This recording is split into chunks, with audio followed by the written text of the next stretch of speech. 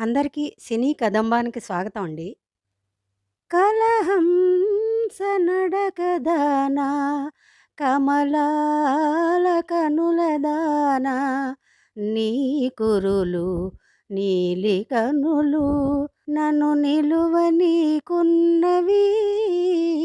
కలహంస నడకదానా.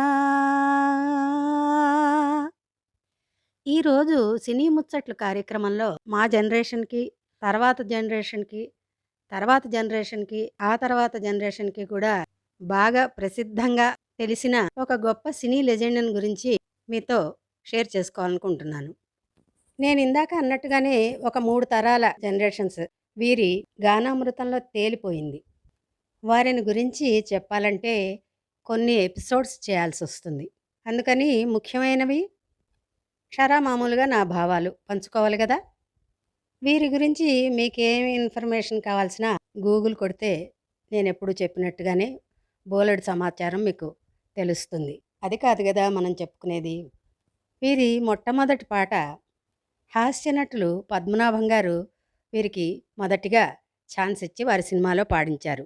అలాగే music director SP Kodandapani గారని ఉండేవారు. మీలో చాలామందికి తెలియకపోవచ్చు.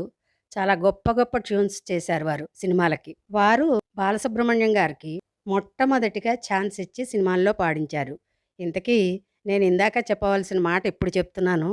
ఎందుకంటే షేర్ చేసుకోవడంలో ఒక్కోసారి పాయింట్స్ ముందు వెనక అవుతున్నాయి. మనం మాట్లాడుకోబోయేది మన భారతదేశం గర్వించదగ్గ ఒక గొప్ప గాయకులు శ్రీ ఎస్‌పి బాలసుబ్రహ్మణ్యం గారు గురించి.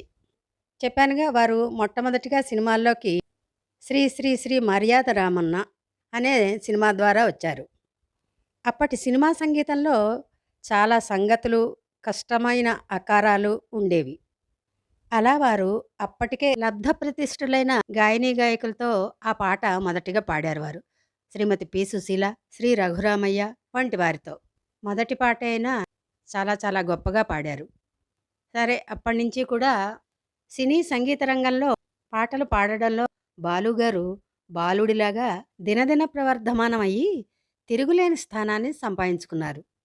అది ఏ కష్టం లేకుండా ఒక ఏడుతోటో 2 ఏళ్లతోటో సాధించింది కాదండి. నిరంతర శ్రమతో తనకంటూ ఒక ప్రత్యేక స్థానాన్ని నిలబెట్టుకున్నారు వారు. వారు చెప్తూ ఉంటారు, నేను ఏ సంగీతం నేర్చుకోలేదు, సంగీతం రాదు అని చాలా నిగర్వంగా చెప్పుకుంటూ ఉండేవారు. ఈ రోజుల్లో కొద్దిగా ఎందులో అన్నా కాస్త 4 సినిమాలు చేయడంలోనో, లేకపోతే ఎందులో అన్నా కాస్త పేరు వస్తేనో, ఇంక వాళ్ళు ఎలా రెచ్చిపోతూ ఉంటారో చూస్తూ ఉంటాం మనం కొన్ని కొన్ని చోట్ల. కానీ బాలుగారు అలా కాదండి. ఇంకొక ముఖ్య విషయం ఏమిటంటే, శ్రీమాన్ ఘంటసాల గారు అప్రతిహతంగా సినిమా పాటలు పాడుతూ, పాటల రంగాన్ని ఏలుతున్న రోజుల్లో, చివరి చివరి రోజుల్లో వీరు రావడం జరిగింది బాలుగారు. తర్వాత ఘంటసాల గారు అనారోగ్యం పాలవ్వడం, వెళ్ళిపోవడం జరిగింది. ఘంటసాల గారు వెళ్ళిపోయాక, ఘంటసాల గారికి ప్రత్యామ్నాయం లేదు సినిమా పాటల్లో. ఎలాగా అనుకుంటున్న కాలంలో ఘంటసాల గారికి, వీరి పాటకి ఏమీ పోలిక లేకపోయినప్పటికీ, వీరు పైకి రాగలిగారు. కానీ, మొదట్లో ఘంటసాల గారిని జనం అంతగా మర్చిపోలేకపోయారు. వారి పాటలు అంతగా జనం మీద ప్రభావం చూపించి, ఆ ప్రభావంలోంచి బయటికి రాలేకపోయారు జనం. అప్పట్లో నేను కొన్ని విమర్శలు కూడా వింటూ ఉండేదాన్ని. ఎబ్బే! ఘంటసాల గారికంటే ఇతనెందుకు అంత బాగా పాడతాడు? ఘంటసాల స్థానాన్ని ఇతనెందుకు పూరించగలడు? అని అనుకోవడం నేను కూడా విన్నాను చిన్నతనాన. కానీ అదృష్టం బాలుగారిని వరించి సినిమా పాటల్లో ఒక రకమైన ట్రెండ్ సృష్టించి, ఆ ట్రెండ్‌కి జనం అలవాటు పడేట్లాగా చేసుకోగలిగారు బాలుగారు. అయినప్పటికీ వారికి ఘంటసాల గారి మీద అచంచలమైన భక్తి ఉండేది. ఎందుకంటే వారు టీవీ షోస్‌లో, సినిమా పాటల షోస్‌లో చెప్తూ ఉండేవారు. ఒకసారి ఒక మాట చెప్పారు. నాకు చాలా ఆశ్చర్యం వేసింది. ఘంటసాల గారి పేరు చెప్పి అడుక్కు తిన్నా పర్వాలేదు అని. అలా ఎవరు చెప్తారండి ఒక స్థానంలోకి వెళ్ళిపోయాక? అంతటి గొప్ప మనసు బాలుగారిది.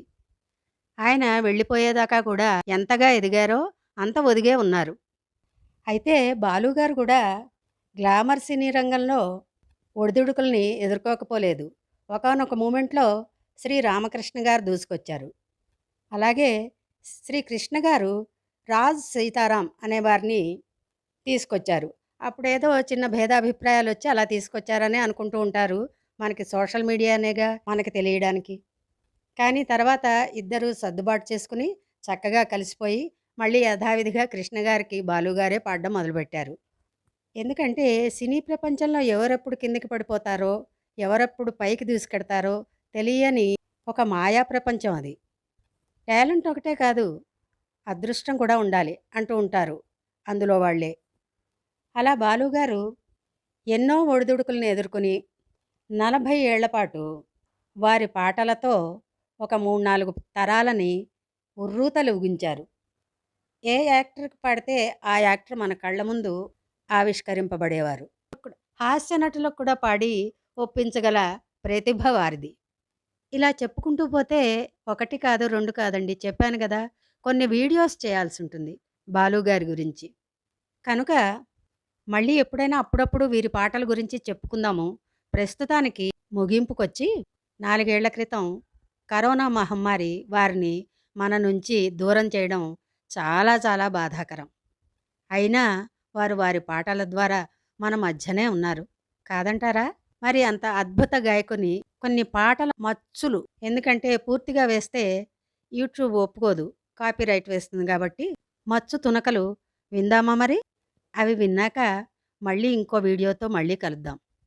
రావే కావ్య సుమబాల గవరాల ప్రియురాల నవభావరంబు చిన్నదనా ఓ చిన్నదాన నన్ను విడిచిపోతావటే పక్కనున్న వాడి మీద నీకు దయరాదటేనంట కంటబడ్డ నిజమంతా అంట రుజువంటూ దొరికిందంటే గంట కొట్టి తాటే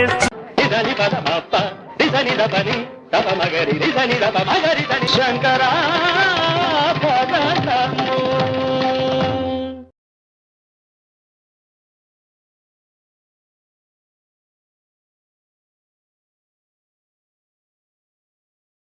వెన్నెలల్లె పూలు విరిసి తేనెలు చిలికెను చెంత చేరి ఆదమరిచి ప్రేమను కొసరేను చందనాలు జల్లు కురిసే చూపులు కలిసేను ప్రేమరాని చెయ్యి తగిలితే సత్తురేకు కూడా స్వర్ణమేలే చిన్న మొటిమ కూడా ముత్యమేలే భూమికే భూపాలమే